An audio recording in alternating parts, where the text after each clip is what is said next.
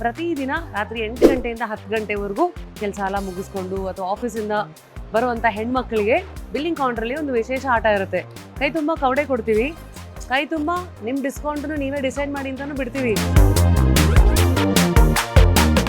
ಇದನ್ನು ಮತ್ತೆ ಹಿಂಗೆ ಹಿಡಿಬೇಕು. So this is the discount you get. All the best.